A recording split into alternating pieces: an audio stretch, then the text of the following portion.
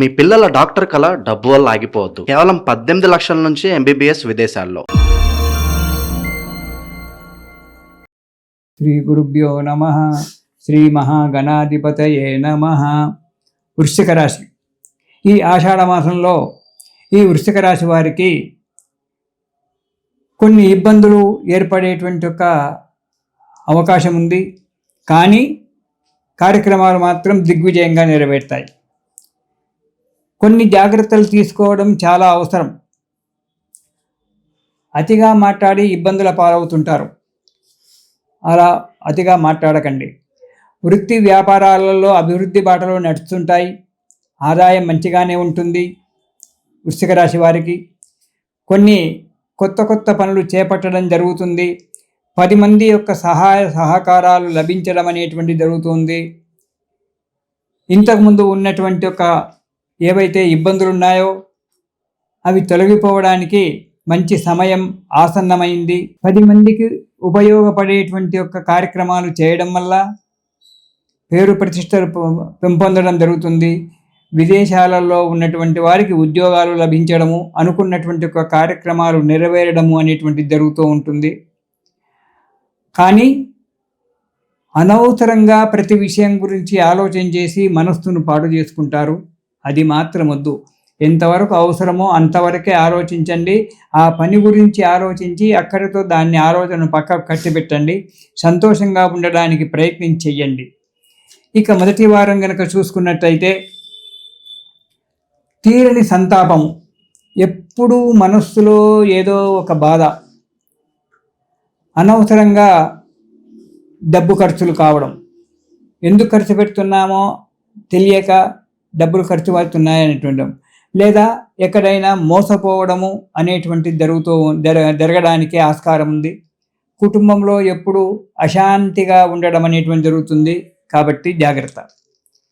ఇక రెండవ వారం కనుక చూసుకున్నట్టయితే ధనలాభం బాగా ఉంటుంది. కులాచారముల యందు మంచి శ్రద్ధ చూపిస్తారు. పెండింగ్ పనులన్నీ కూడా పూర్తవుతుంటాయి. ధనలాభము, మిత్రలాభము రెండూ కూడా జరుగుతాయి. మంచి ఆశించినటువంటి ఒక ఫలితం వస్తుంది. మంచి మిత్రులు లభిస్తుంటారు మీకు. మీరు చేసేటువంటి ఒక వృత్తి వ్యాపారాల్లో వారితో ముందుగా కొద్దిగా జాగ్రత్తగా ఉండి వారి యొక్క మనోగతము తెలిసిన తర్వాత మీరు వారితో ఫ్రీగా మూమెంట్ కావచ్చు, కార్యక్రమాలు చేసుకోవచ్చు. ఇక మూడవ వారం కనుక చూసుకున్నట్టయితే నూతన గృహం కొనుక్కోవడం కానీ కట్టుకోవడానికి కానీ ప్రయత్నం చేయడం అనేటువంటి జరుగుతుంది. సరే, కొన్ని ఇబ్బందులు ఏర్పడుతుంటాయి. ఆ ఇబ్బందులు ఏర్పడినప్పటికీ తొందరగానే సమసిపోతాయి.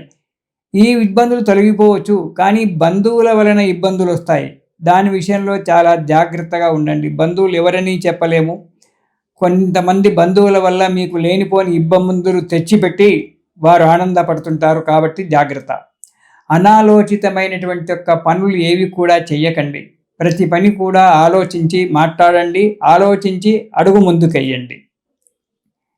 ఇక 4వ వారము మనోధైర్యంచే అడుగు ముందుకేయడం జరుగుతుంది. కార్యక్రమాలన్నీ కూడా సఫలీకృతమవుతాయి. రుణబాధలు కూడా తగ్గిపోతుంటాయి. మీరు శ్రమకు తగ్గినటువంటి యొక్క ఫలితాన్ని పొంది హాయిగా, సంతోషంగా, సుఖంగా ఉంటారు. మనశ్శాంతిగా జీవిస్తారు. కానీ కొన్ని చిన్న విషయాలు అనుకోకుండా మధ్యన వస్తుంటాయి. కాబట్టి దాని గురించి మీరు ప్రతిరోజు కూడా ఆదిత్య హృదయము అనేటువంటి ఒక దాని స్తోత్రాన్ని ప్రతిరోజు పారాయణం చేసినట్టయితే మీకు ఆ సూర్యనారాయణ మూర్తి వల్ల సమస్తమైనటువంటి ఒక కష్టాలు తొలగిపోయి సుఖంగా, సంతోషంగా ఉంటారు. ఈ ఆదిత్య హృదయం ప్రతిరోజు పారాయణం చేయడం అలవాటు చేసుకోండి. ఆ స్వామి యొక్క దయ వల్ల సుఖంగా, సంతోషంగా ఉంటారు. ఇది విష్ణుమూర్తికి శయనేకాదశి అని చెప్పి అంటారు. అంటే దక్షిణాయనం ప్రారంభం కాగానే ఈ రోజు నుంచే దక్షిణాయనం ప్రారంభం అవుతూ ఉంది. మనకు సూర్యుడు కర్కాటక రాశిలో వస్తున్నారు. కర్కాటక సంక్రమణం అంటారు. ఈ రోజు నుంచే దక్షిణాయనం అంటే ఈరోజు 18వ తారీఖు నుంచే మనకు ఈ రోజు నుంచే దక్షిణాయనం ప్రారంభమవుతుంది. ఈ దక్షిణాయనం ప్రారంభమైనటువంటి యొక్క మొదటి ఏకాదశి ఏదైతే ఉంటుందో సామాన్యంగా. అది శయనే ఏకాదశి. ఎప్పుడైతే దక్షిణాయనం ప్రారంభమవుతుందో అప్పుడు విష్ణుమూర్తి నిద్రపోతుంటాడు, పడుకుంటాడు. ఆయన పడుకుంటే ప్రపంచం నడుస్తుందా? అదేం కాదు, యోగ నిద్రలో ఉంటాడు. ఆ యోగ నిద్ర 4 గంటలు పడుకుంటాడు మహానుభావుడు. కార్తీక శుద్ధ ఏకాదశికి ఉత్థానేకాదశి అని పేరు. ఆ రోజు మేల్కొంటాడు. మార్గశిర మాసంలో వచ్చబడేటువంటి ఒక వైకుంఠ ఏకాదశి నాడు మనకు ఉత్తర ద్వారం నుంచి స్వామివారు దర్శనమిస్తారు. లేవగానే ఎంబడి దర్శనమివ్వడు స్వామివారు కార్తీక మాసంలో. ఆ ఉత్థానేకాదశి పక్క మించి లేస్తాడు. లేచి శుభ్రం కావాలి, ఫ్రెష్ అయిపోయి అప్పుడు వచ్చి మనకు మార్గశిర శుద్ధ ఏకాదశో లేకుంటే ఎప్పుడో ఆ వైకుంఠ ఏకాదశి ఎప్పుడు వస్తుందో ఆ వైకుంఠ ఏకాదశి నాడు స్వామివారు మనకు ఉత్తర ద్వారం గుండా దర్శనమిస్తాడు. ఈ చాతుర్మాస్యాలు ప్రారంభమైనప్పటి నుంచి ఈ తొలి ఏకాదశి నాటి నుంచి విష్ణు పూజ చేసుకోవడం చాలా మంచిది. దేవతలంతా కూడా నిద్రపోతూ ఉంటారు.